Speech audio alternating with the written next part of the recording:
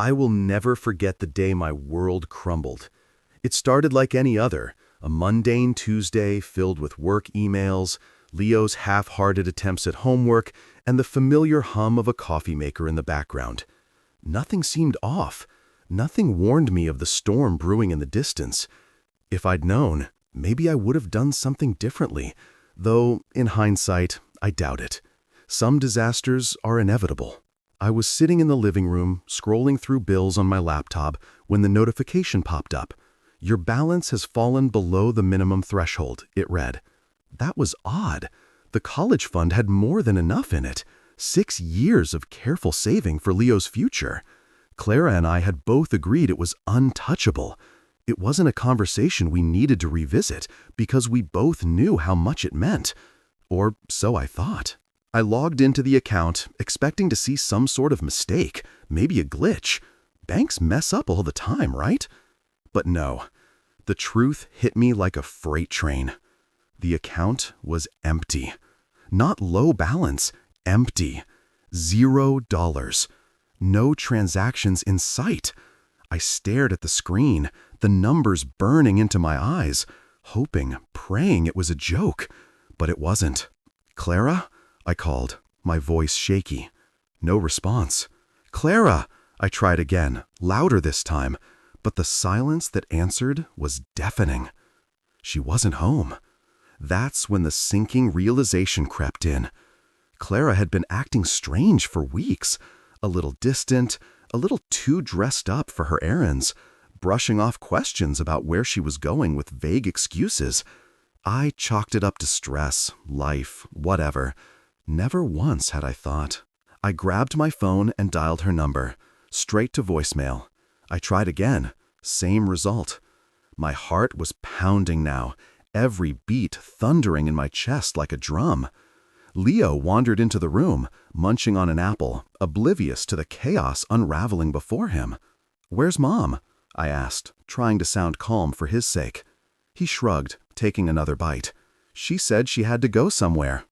Somewhere. That word felt like a dagger twisting in my gut. My hands were shaking as I opened our joint credit card account.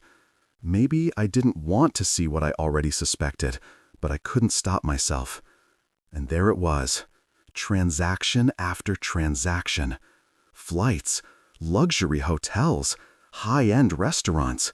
My wife was halfway across the country, living it up on money meant for our son's future.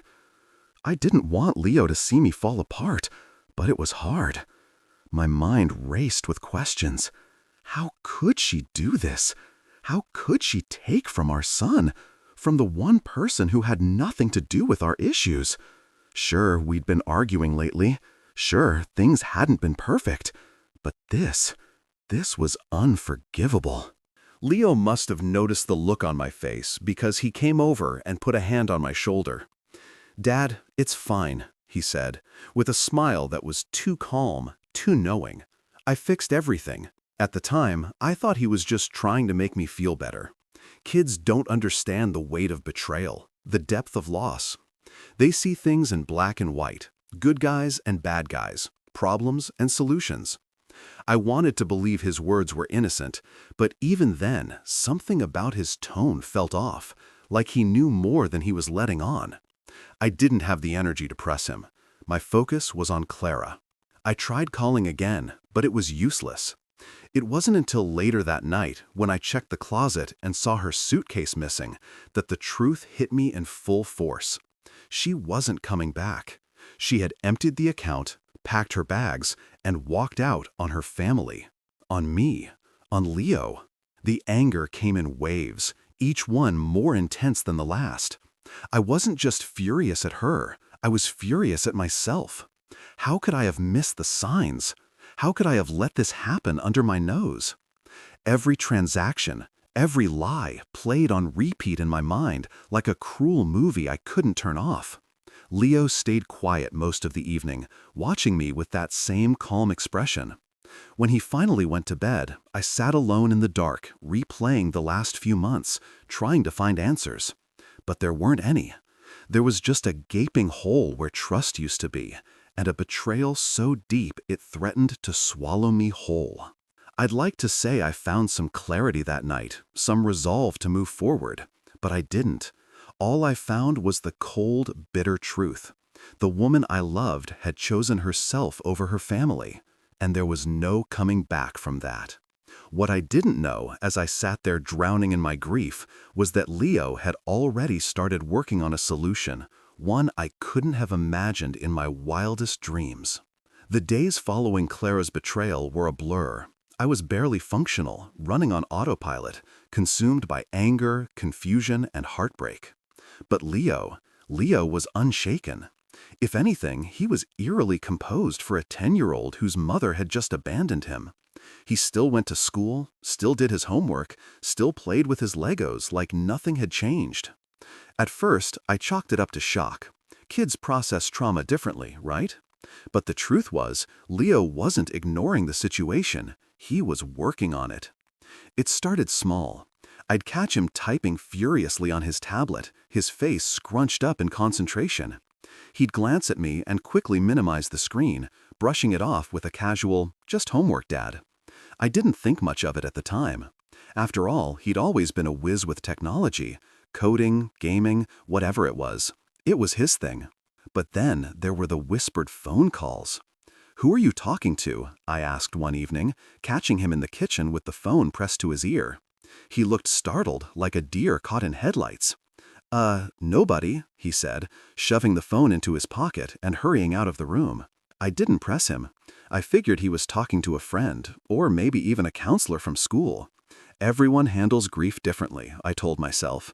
Maybe this was his way of coping. Then there was the garage. Leo started spending hours in there, tinkering with tools and wires. I didn't pay much attention at first. I assumed he was working on one of his little engineering projects. He'd always been good at building things, robots, model planes, stuff like that. But one night, curiosity got the better of me. I wandered into the garage to see what he was up to, and what I found stopped me cold. There was a whiteboard covered in diagrams, equations, and flowcharts. It looked like something out of a spy movie. Next to it was a laptop with lines of code scrolling across the screen. Leo was sitting at the workbench, soldering something that looked suspiciously like a listening device. When he saw me, he jumped up, trying to block the whiteboard with his small frame. "What's all this?" I asked, genuinely baffled.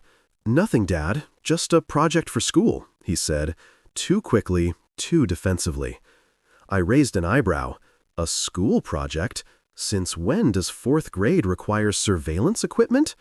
Leo's face turned red, and for a moment I thought he might actually confess. But then he just shrugged and muttered, "You wouldn't get it," before packing up his tools and heading back inside. I stood there, staring at the whiteboard, my head spinning.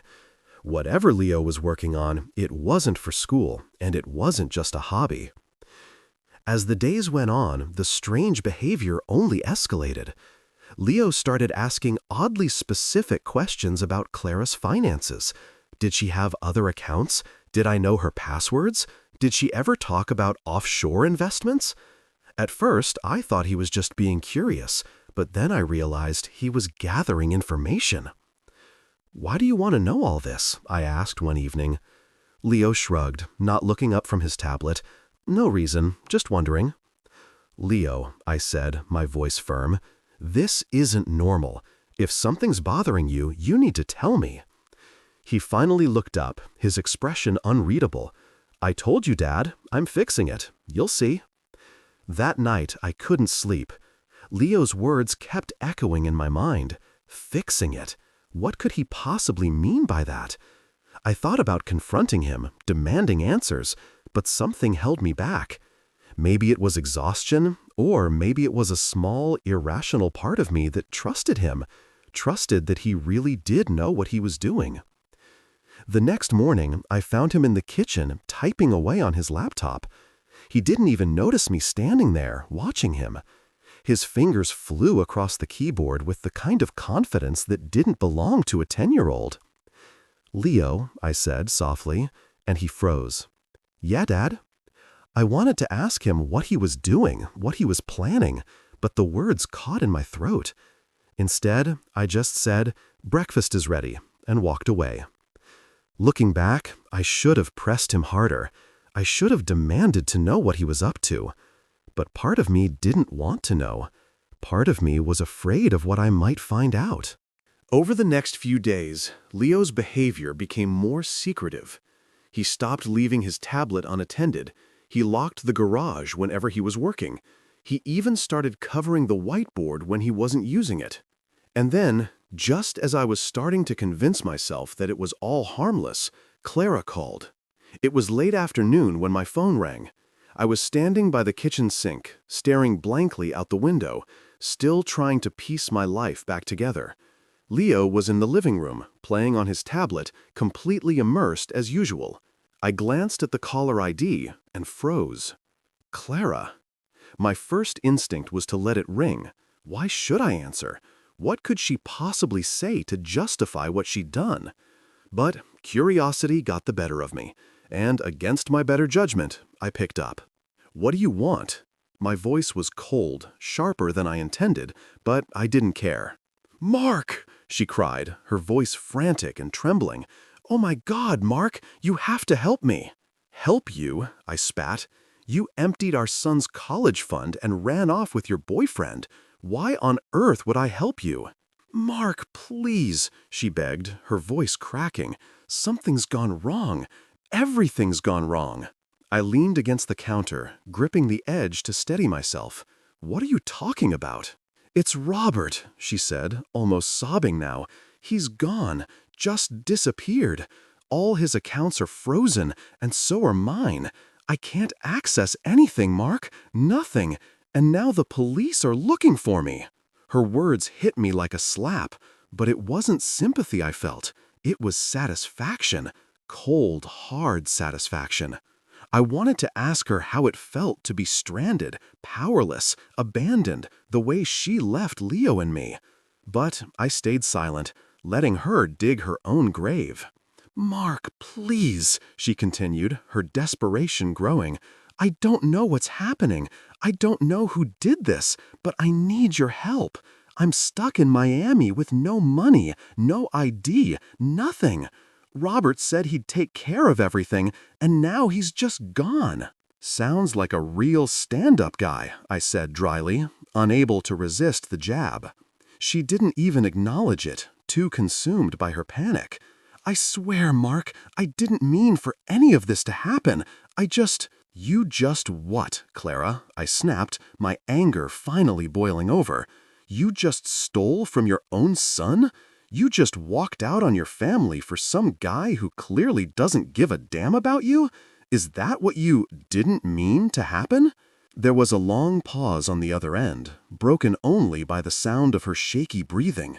"I made a mistake," she whispered. "A mistake?" I barked out a bitter laugh. "You don't get to call this a mistake, Clara. You made a choice, a selfish, cruel choice, and now you're paying for it." "Mark, please," she said again, her voice barely audible. "I have nothing. I don't know what to do. I need you." I opened my mouth to reply, but before I could, Leo appeared in the doorway, holding his tablet. "Who's on the phone?" he asked, his tone casual, as if this were any other day. I covered the receiver and whispered, "It's your mom." Leo's face darkened for a brief moment, but then that same calm, knowing smile spread across his lips. "Put it on speaker," he said. "Leo? Trust me, Dad. Put it on speaker." Something in his tone made me hesitate. This wasn't a request. It was a command. I didn't understand why, but I found myself obeying.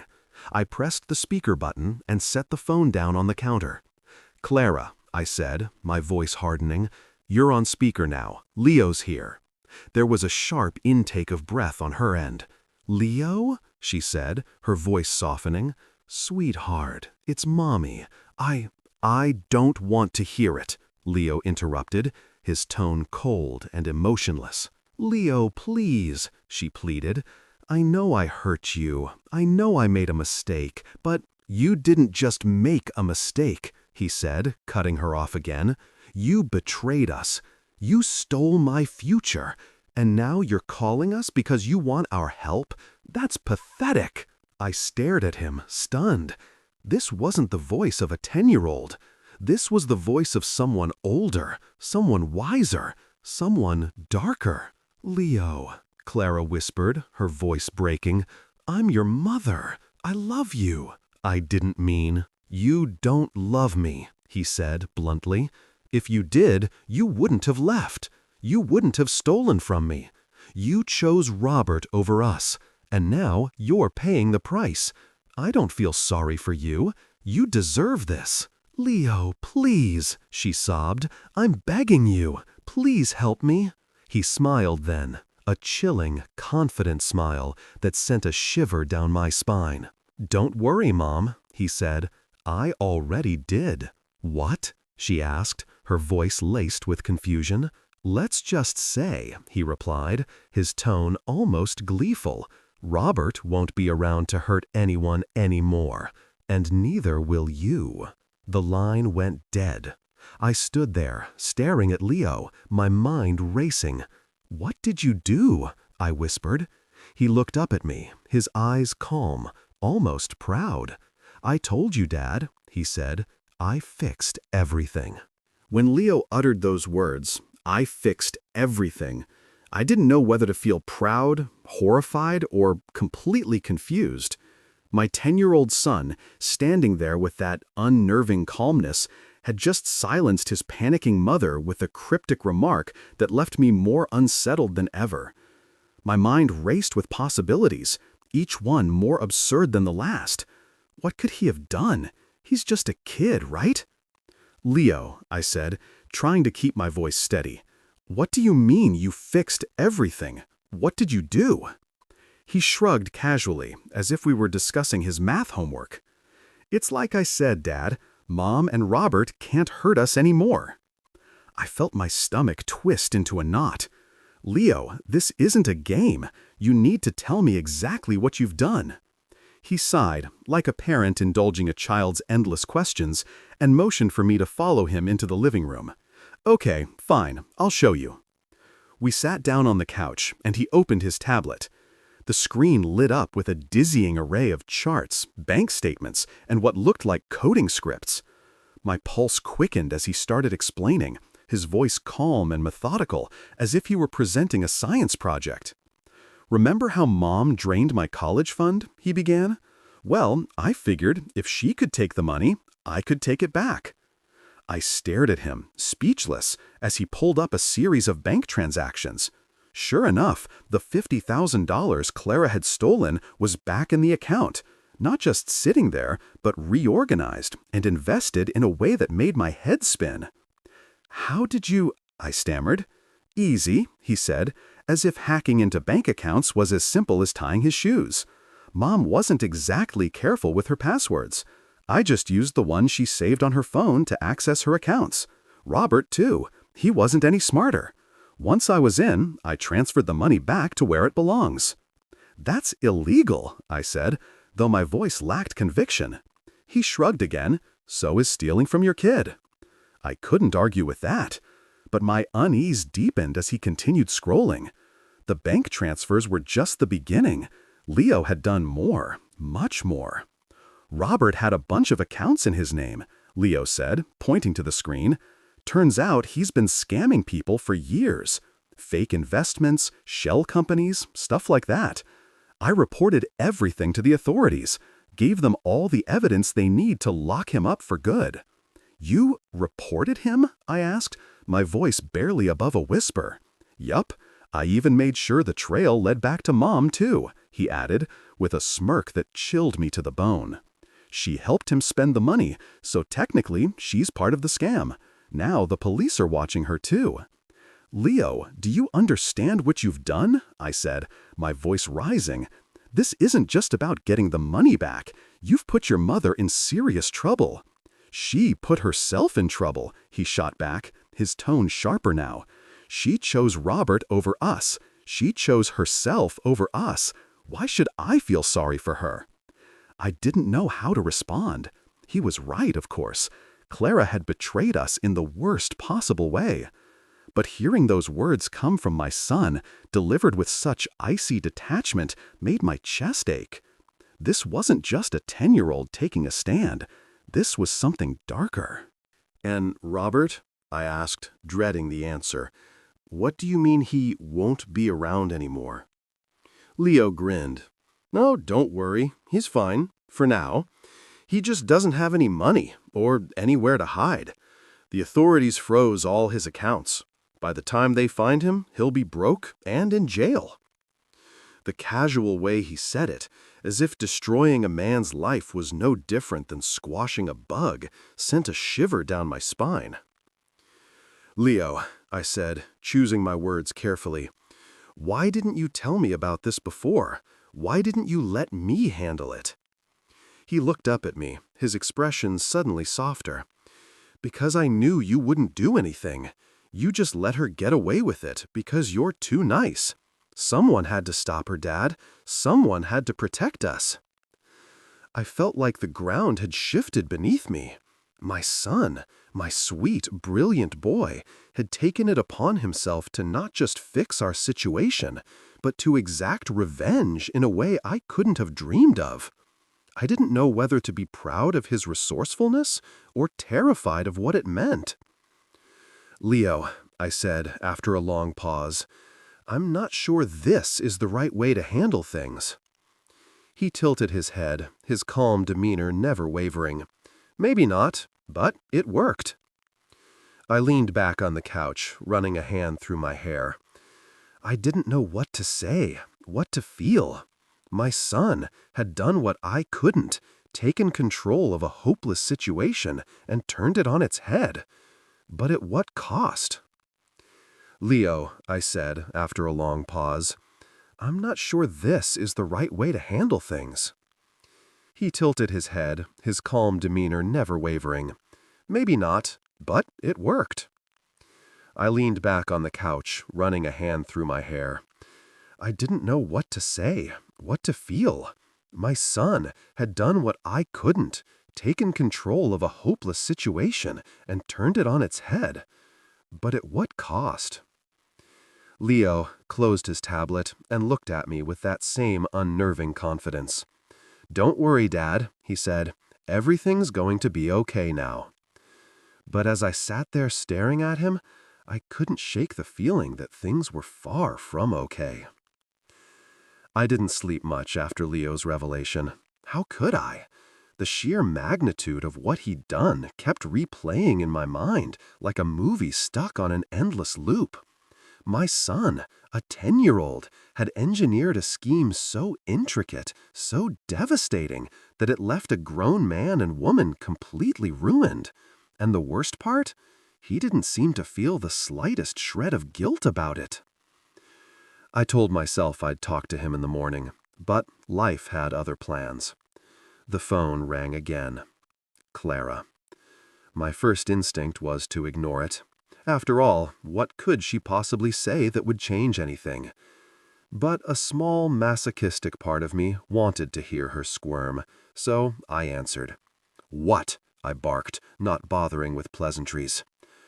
"Mark, please," she sobbed. "I need your help. I'm begging you." The sound of her voice was almost unrecognizable. Gone was the confident, self-assured woman who had waltzed out of our lives without a second thought. In her place was someone desperate, broken. "You've got some nerve calling me," I said coldly. "Mark, listen to me," she said, her words tumbling out in a frantic rush. "The police are after me. They froze all my accounts. Robert's gone, just vanished. I don't even know where he is. I'm stuck, Mark. I don't have any money. I don't have anywhere to go." "And whose fault is that?" I cut in, my voice rising. "Mark, please," she cried. "I know I messed up, okay? I know I hurt you and Leo, but I didn't deserve this. I don't deserve to be left with nothing." I let out a bitter laugh.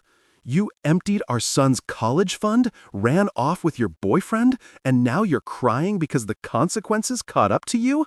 You do deserve this, Clara, every last bit of it." There was silence on the other end. broken only by her shaky breathing. I didn't think it would get this bad," she whispered. "You didn't think at all," I snapped.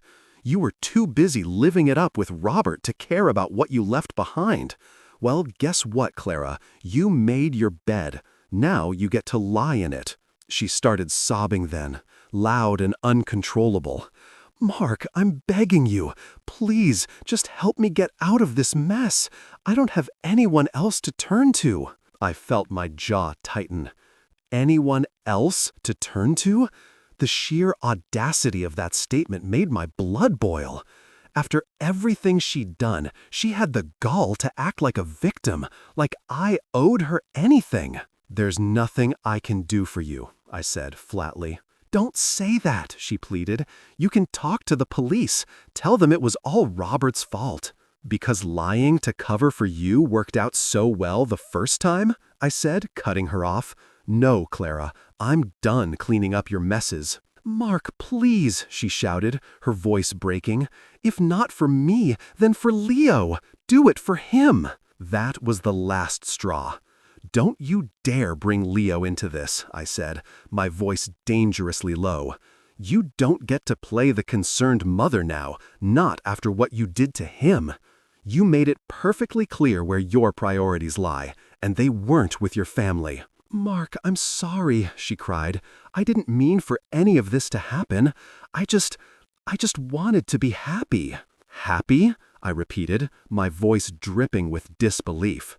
"You think stealing from your son and running off with some loser was going to make you happy?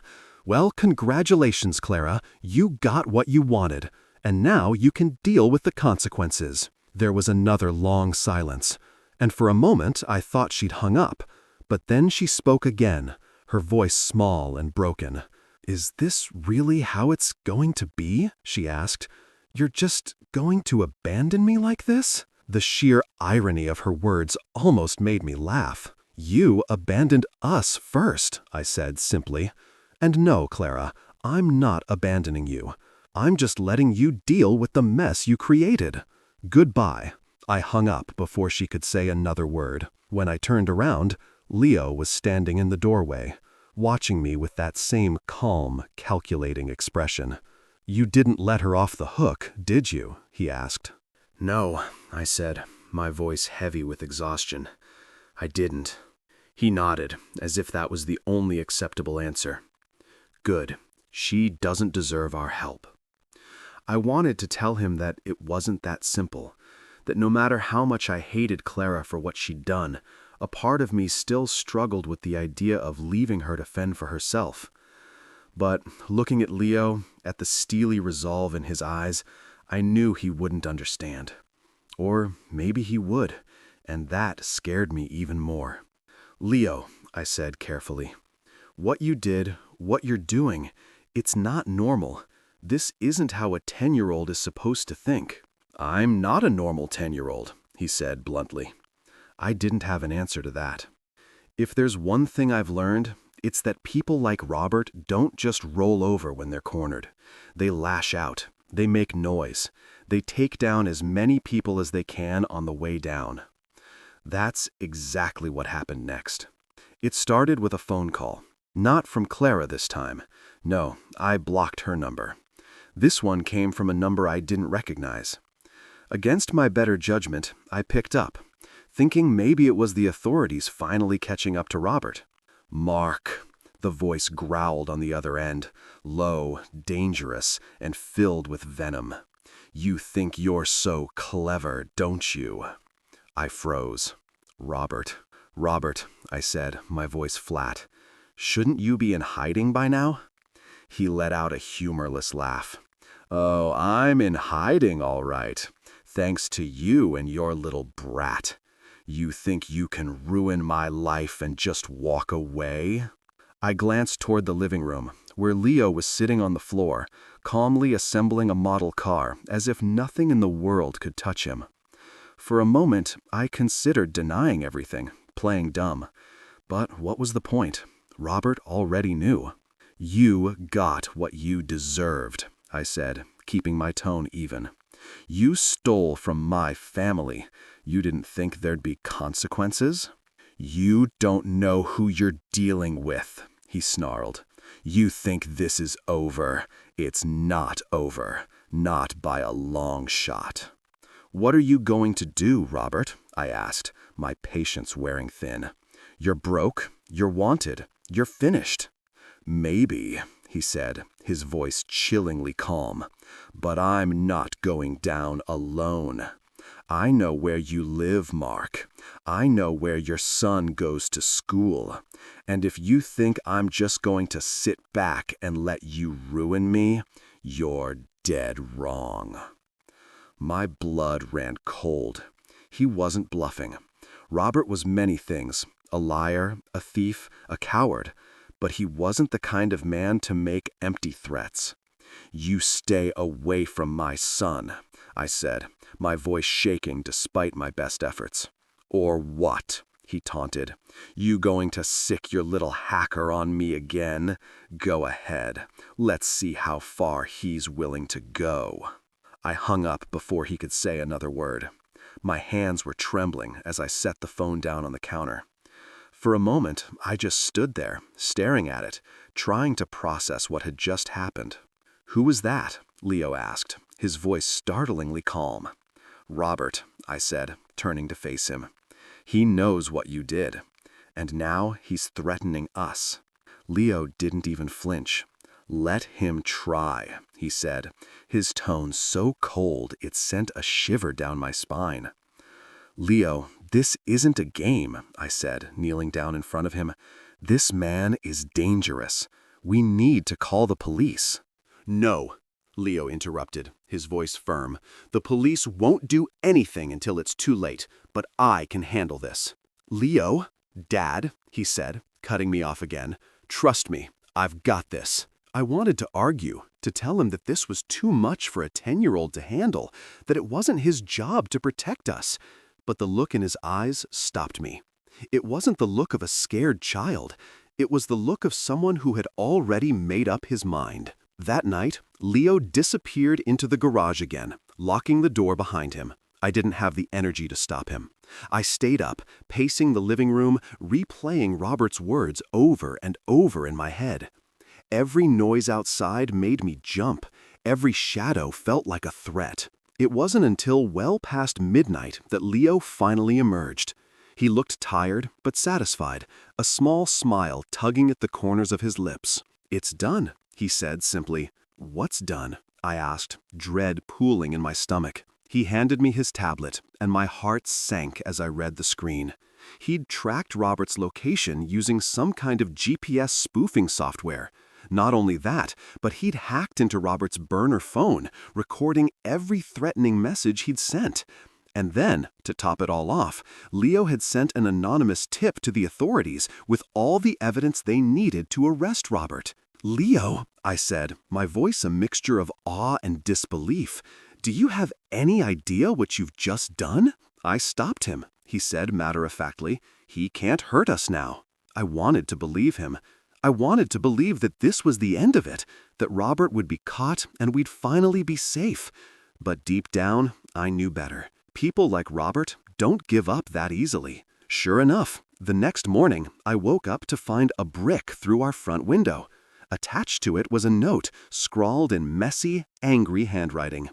This isn't over. Leo found it before I did. He read it, crumpled it up, and tossed it in the trash without a word. Leo, I said cautiously, maybe we should leave, go somewhere safe until this blows over. He looked up at me, his expression calm and unshaken. We don't need to run, Dad. I have one more move to make. I stared at him, my heart pounding. What do you mean, one more move? He smiled then, a small, chilling smile that sent a shiver down my spine. You'll see. I couldn't shake the unease that came with Leo's words. You'll see. He said it so casually, so confidently, as if the chaos that had taken over our lives was nothing more than a game he was determined to win. But this wasn't a game. Not for me. Not when I'd spent the night cleaning up shattered glass and taping cardboard over the broken window, wondering if Robert would show up next with something worse than a brick. The next 2 days passed in tense silence. Leo went about his routine as though nothing had happened, but I could feel the gears turning in his mind. I didn't dare ask what he was planning. Part of me didn't want to know. I figured if I stayed out of it, maybe, just maybe, I could pretend my 10-year-old wasn't masterminding a battle against a grown criminal. Then it happened. It was late in the afternoon when the doorbell rang. My stomach sank. No one had come by in days, not since the brick, and I wasn't expecting anyone. Leo glanced up from his tablet, his face unreadable. "Don't answer it," I said instinctively, my voice low. Leo didn't reply. He just stood up, walked to the door, and peered through the peephole. Then, without hesitation, he unlocked it and swung it open. Standing there, larger than life and twice as angry, was Robert. His face was a twisted mask of fury, his eyes bloodshot and wild. He was a shadow of the smug, confident man I'd seen in old photos with Clara. This Robert looked desperate and dangerous. "Where is he?" Robert growled, stepping into the doorway without invitation. I moved to block his path, my heart pounding. "You need to leave," I said, trying to keep my voice steady. Robert sneered. "Oh, I'm not going anywhere, not until your little brat explains how he ruined my life." Leo, to my horror, stepped forward. He was calm, almost bored, as he crossed his arms and stared up at Robert. "You did that all by yourself," Leo said evenly. Robert's jaw clenched. "Listen, you little—" "You're broke," Leo interrupted, his tone sharp and cutting. "You're wanted in 3 states, and now you're here threatening me and my dad? Smart move." I reached for Leo, intending to pull him back, but he shook off my hand. "Leo, stop," I hissed. But Leo didn't stop. He stepped closer to Robert, his voice steady and cold. "You shouldn't have come here. You're just making things worse for yourself."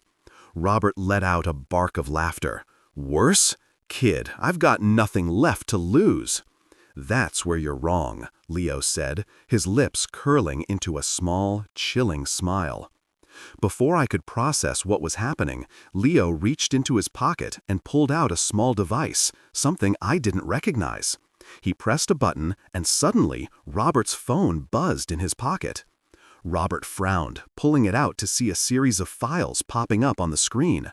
"What the hell is this?" Robert demanded. "Proof," Leo said simply.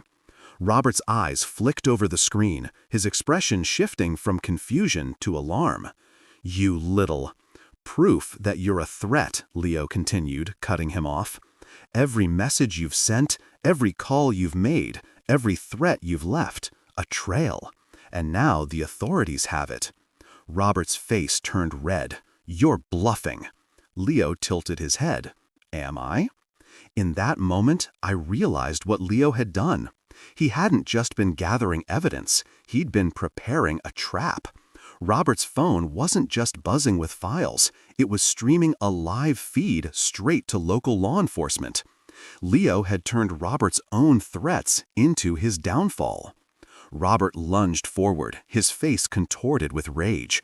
But before he could take another step, the sound of sirens filled the air. Leo didn't flinch. "That'll be for you," he said calmly. Robert froze, his eyes darting toward the window.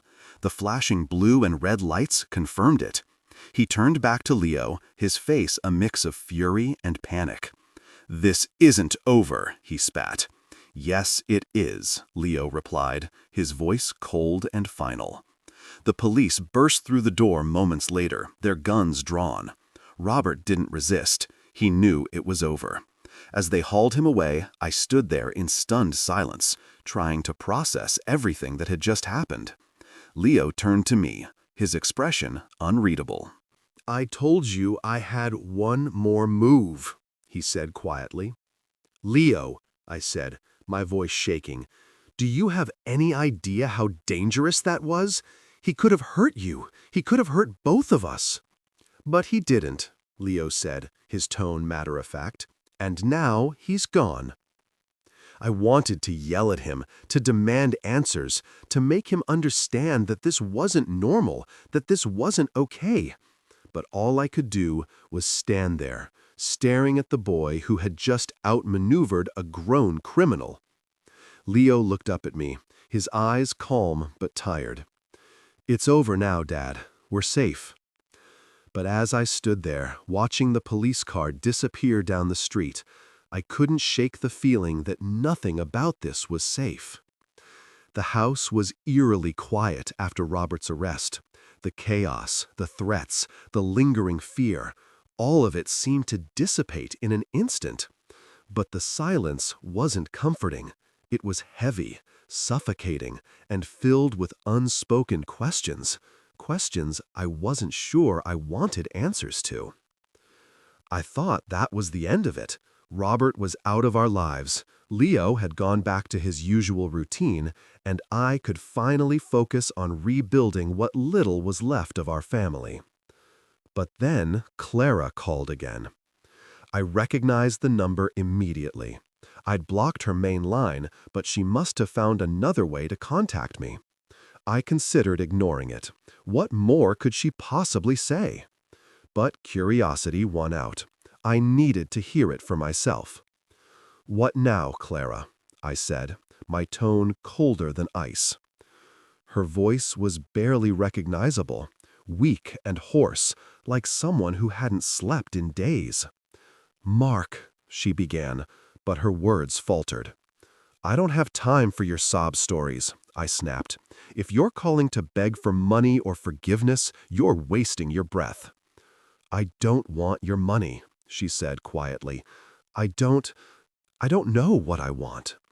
That caught me off guard.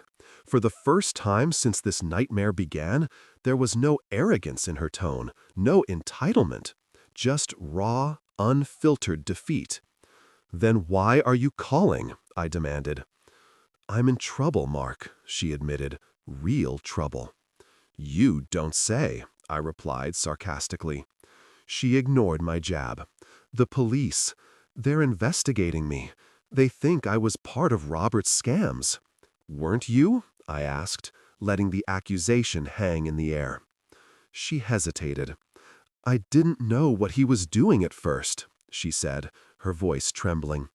"But by the time I figured it out, it was too late. I was already tied to everything. And now they're freezing my accounts, seizing my assets. I have nothing, Mark. Nothing." "That makes two of us," I shot back. "Or did you forget that you wiped out Leo's college fund to finance your little adventure?" "I was stupid," she admitted, her voice breaking. I thought Robert loved me. I thought he'd take care of me." I let out a bitter laugh. "And how's that working out for you?" She didn't respond. The silence on the other end spoke volumes.